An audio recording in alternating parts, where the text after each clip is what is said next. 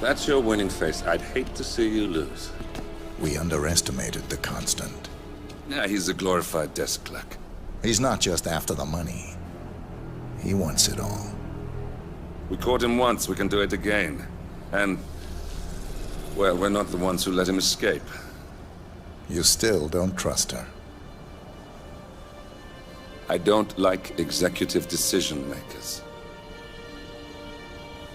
Look, you don't have to follow her, you know? Soon, this will be over. Maybe it's time to think about the future. You have to face the possibility that there's no going back. If the ICA knows what you did... She'll make it right. She always does. We have a fix on Carlisle. Come on. We've got a plane to catch. I hope you like the rain, 47.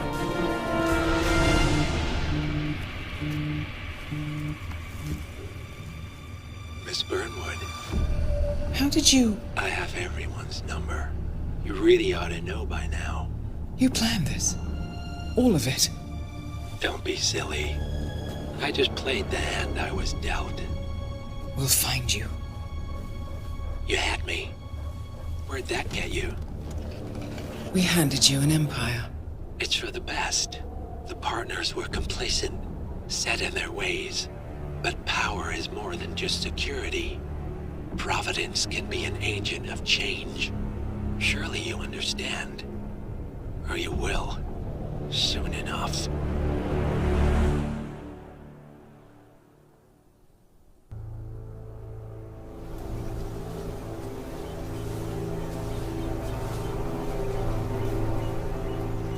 She came home. Carlisle's lost an empire. You fall hard enough, you tend to be reminded of what truly matters.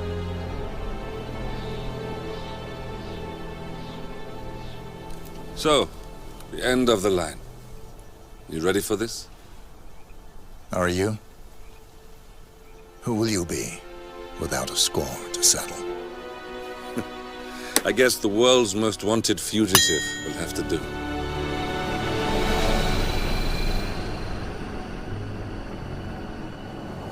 Alexa Carlisle is dead. According to the funeral invitation, that is. So naturally, it caused quite a stir when the late matriarch turned up at the breakfast table, alive and kicking. Carlisle, wisely sensing that her number is up, has emerged from exile to tie up loose ends and secure the Carlisle legacy. She may be a monster, but you have to admire her due diligence. Carlisle descends from an ancient line of warrior aristocrats. Her great-grandfather made a killing in the Second Opium War and established an empire in shipping, railroads, and newspaper publishing. While largely unknown to the public, the family still asserts its quiet dominance over global transport and logistics, media, and technology. Most senior of the partners, Alexa Carlisle, is cold as ice, tough as nails, and sharp as a razor. Incidentally, it was her late father who first brought the three families together after the end of World War II at this very house, meaning that this gentleman is the birthplace of Providence. It began here, and it ends here. Talk about poetic. One more thing. According to our intel, Carlisle keeps a case file on the Constant. Information that may be helpful in his recapture, so don't leave the estate without it. Right. Happy hunting, 47. See you on the other side. Thornbridge Manor. The Carlisle family's home for countless generations. The Revenant Alexa Carlisle and her 3 adult children, younger brother Zachary, grandson and daughter-in-law, are all gathered to conduct Carlisle's sham funeral. Curiously, Carlisle summoned a famous London PI soon after arriving this morning, but his purpose at Thornbridge is yet unclear. Now, the target knows that you're coming, and her guard detail is top-notch. So Mr. Gray will secure their nearby field HQ and intercept all calls going in and out of the estate. Any appeal for backup is going to fall on very deaf ears. Good luck, gentlemen.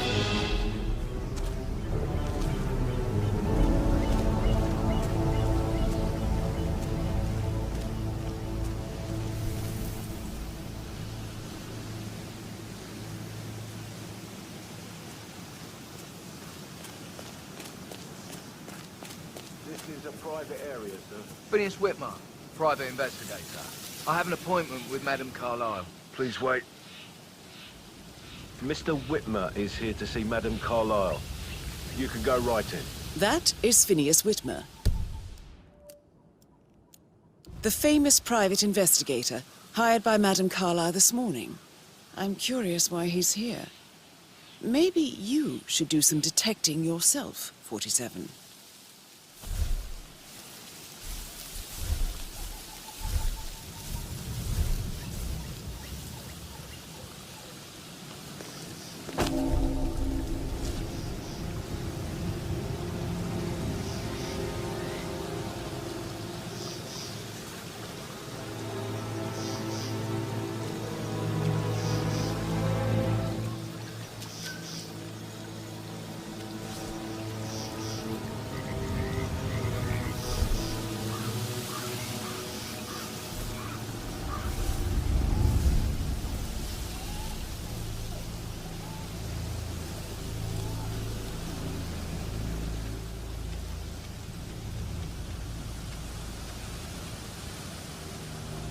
Mr. Whitmer, thank God you're here. Can I take you to Madame Carlyle? Please do. If you'd follow me.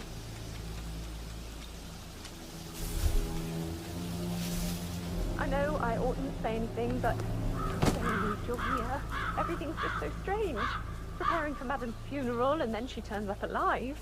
But then the awful business with her brother Zachary, and all this security. I've never seen the place guarded like this, and I dare say I don't like it at all.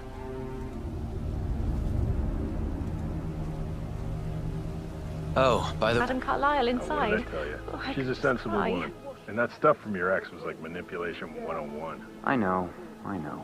So, I guess just need to thought check. she was gonna That's a read bit into them and excessive, freak I out. think, considering Damn, the I fact that I done spotted something no to less than provoke 2 routes to get inside the house, Really good unseen. number on you. We know what we're doing, sir. Don't worry about that.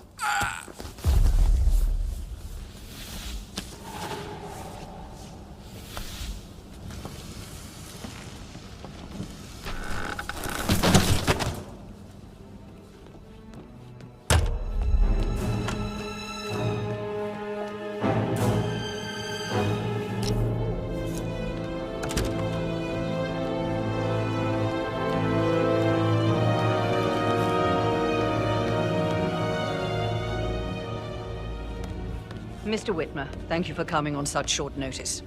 A great tragedy has fallen upon us, and I need a quick resolution, handled with absolute discretion. Results and discretion are my speciality. Very well. I suppose you will want to start at the crime scene. In my experience, a thorough examination of a potential crime scene is half the job done. Good. Fernsby will take over from here. I am Mr. Fernsby, the butler. Madame Carlyle has asked me to assist you in any way possible. Mr. Whitmer, I understand that you've travelled from London. Would you care for some refreshments? Or do you prefer to go straight to Mr. Zachary's sleeping quarters? I prefer to get started. As you wish. If you'll follow me, sir.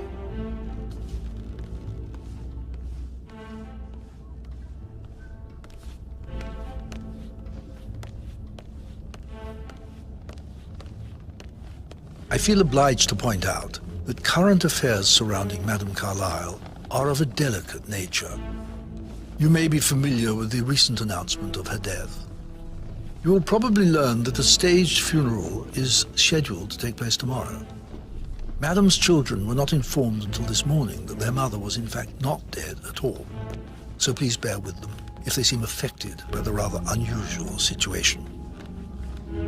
I trust I do not need to remind you that there will be consequences if word gets out that Madame Carlyle is still alive. I'll consider her dead when I leave.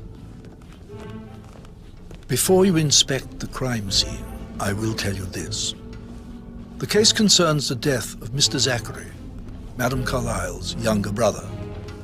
He was found dead in his bed this morning. The door was locked from the inside, and a suicide letter was found in his room.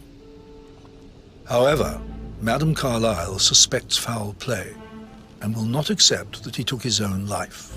I've prepared some information for you, so please do come and see me when you've finished your investigation of the crime scene. This is Mr. Zachary's room, to my right.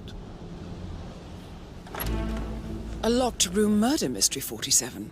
I trust you'll get to the bottom of this. Zachary's suicide note. Also, a sample of handwriting. It could be relevant to compare to other samples to establish its authenticity. Zachary was shopping for new Wellingtons last night. Not exactly what you would expect from someone suicidal. Why don't you use your camera to scan the dead body, 47?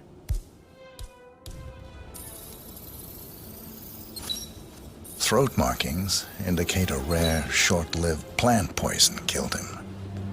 Spread shows time of death at around 10 o'clock last night. You do know your poisons, 47. A hidden door. It's a secret passage. This could explain how the door was locked from the inside. A photocopy of the floor plans. Somebody's been researching the secret ins and outs of Thornbridge Manor. I believe you've done a thorough search of the crime scene, 47. Maybe it's time to see the butler. I'm curious about the information he's prepared for you. Mr. Fernsby, I'm done with the crime scene. Did you establish a time of death? Zachary died around 10 o'clock last night. Well, that means the staff were off duty. And Madame Carlyle and her security didn't arrive until this morning. That leaves Madame's family and myself as the only persons here when he died. And before you ask, no, I do not have an alibi. I was alone in my office at the time of death. Here's the material that I prepared for you. It's a list of the possible suspects and their quarters. Hopefully that will help you keep track of your findings. Please come and see me when you've solved the case, and I will take you to Madame Carlyle. This is very useful information, 47.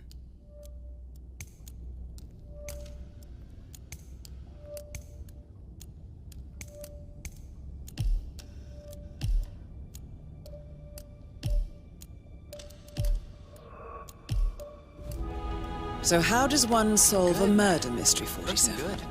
Motive, means, and opportunity, I believe. May I suggest you ask the suspects for alibis? Or perhaps do you prefer searching the manor for clues first?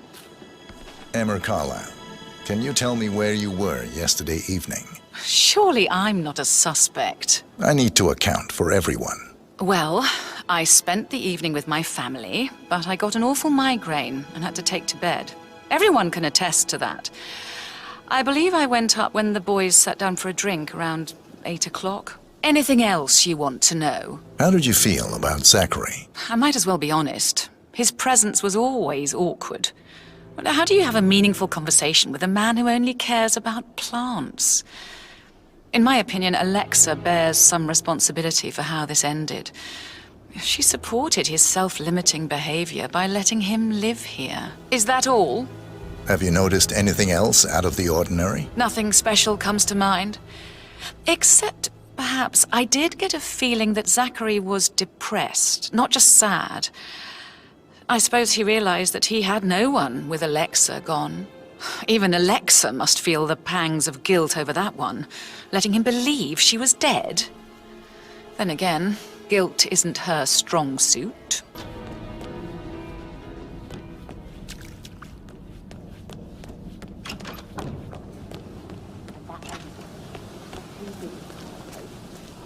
Tell me.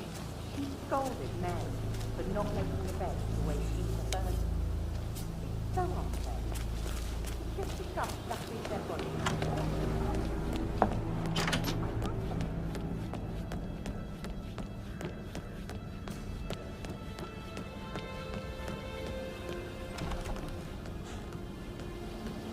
That is the door to Mr. Fernby's office.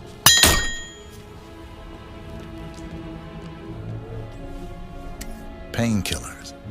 Lethal if you use enough of them. But not the poison used to kill Zachary.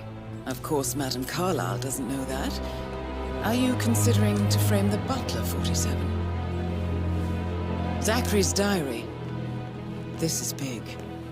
He was about to confess to the world that he and Alexa murdered their older brother Montgomery 46 years ago. And apparently, Mr. Fernsby helped make the murder look like an accident. And 47, the handwriting doesn't match the suicide letter in his room, proving he didn't write it himself. That door leads to Emma and Gregory's room. Mr. Fernsby clearly didn't commit the murder, but I think you have enough evidence to convince Madame Carlyle he did. Maybe you should tell him you are ready to present your findings. Now this is interesting, 47. A letter from Emma's mother stating that Emma is the illegitimate child of Alexa's late older brother, Montgomery. And listen to this. She claims to have witnessed Alexa and Zachary murder him. The plot thickens.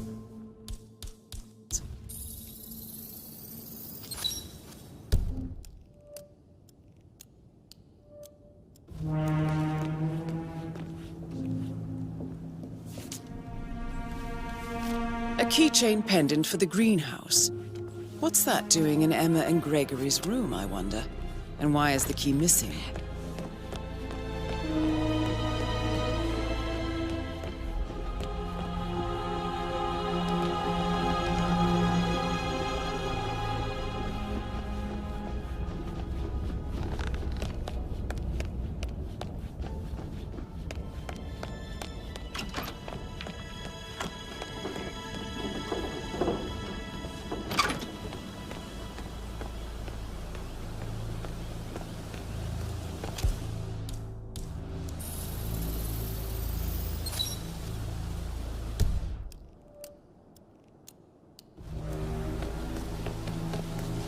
I'm afraid. We don't have any extra fuses. Ethel looked everywhere. Got no power. It's just typical that Annie gets to help the photographer. I'm the pretty one.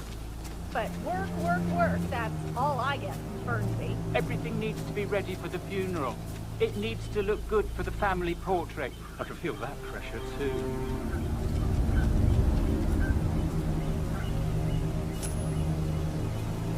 Excuse me? Would you mind looking into what that was?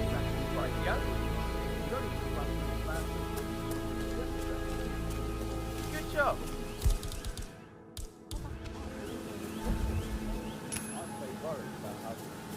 Oh. I said that let it stay.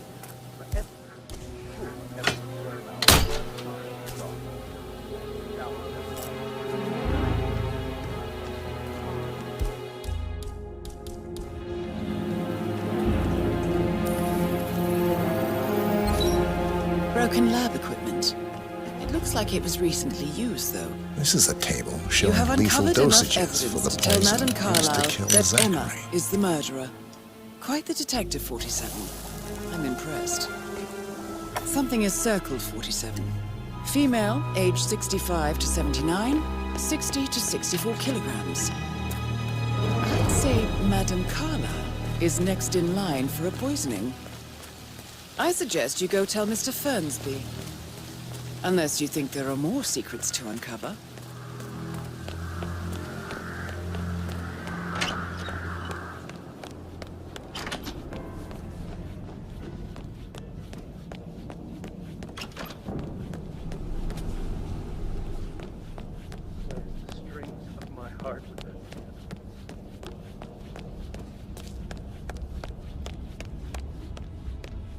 I'm ready to present my conclusion to Madame Carlyle. Very well. If you'll follow me, sir.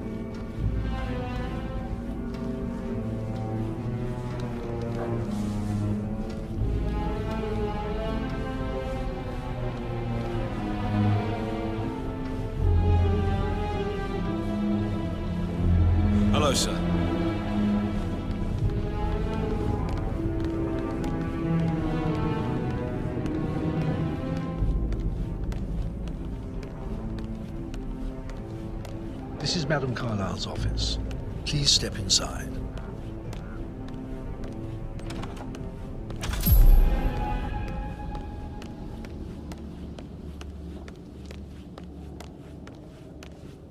So, Mr. Whitmer, you've reached a conclusion. Take a seat. Please, go ahead. Your niece, Emma Carlyle, murdered your brother Zachary. My niece? Emma is not my niece. She's my daughter-in-law. And your niece. Emma is the illegitimate child of your late older brother Montgomery, who you and Zachary killed 46 years ago. That's preposterous. You asked me to find out what happened to Zachary. Would you rather not know? No. No, go on. I found a letter from Emma's mother, Jane, who was the fiancée of your older brother at the time of his death. She witnessed how you and Zachary pushed him off the balcony. She believed you did it to steal the Carlyle empire from her and her unborn child. And she raised Emma to reclaim what she lost. Marry your heir, Gregory, get revenge, and secure the Carlyle empire for her bloodline generations to come. Emma is the daughter of Montgomery and that local girl, Jane. She is. Well, the girl got it wrong. I didn't steal anything. I did what was necessary to protect the future of the Carlyles. Montgomery wasn't cut out to take over from father. All heart and no balls. Emma used the funeral gathering to speed up her installment as the lady of the house, seizing the opportunity to stage Zachary's suicide. She did her homework, used a poison made from one of Zachary's rare plants, found old floor plans from Thornbridge Manor to gain access to his room through a secret passage. That scheming bitch. More than you think. I found proof that she will try to poison you next. Well, I'll have to take care of that. Thank you, Mr. Whitmer. You have not disappointed. I promised you I would reward you generously if you solved the case. So, what do you suggest? I want the file you have on Arthur Edwards. Edwards, the Constant. But how do you... Oh, I see. I expected you might show up. But to kill me, not help me. But I've been wrong on so many things lately, so why not this one? I will give you the file on Edwards. You've earned it. I don't suppose I could convince you to deal with my daughter-in-law now you're here. I would like to see her dead. No? What a shame. I'll have to see to it. The file you want is in the safe. God, I hope you get Edwards and make him hurt. I need some privacy. Thank you.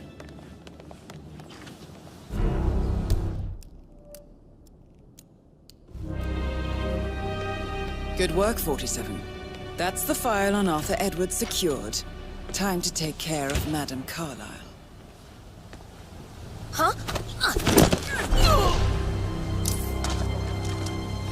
Mission complete. Well done, 47.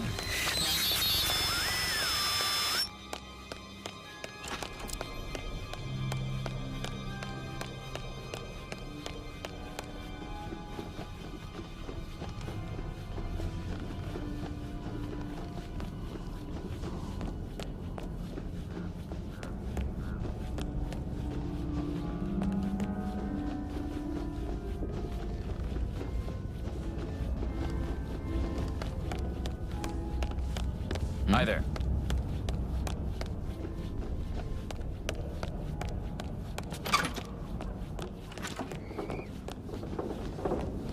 Could be an accident, but I wouldn't rule out foul play.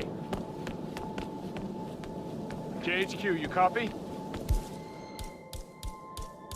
Understood. Containing and setting up perimeter. Out.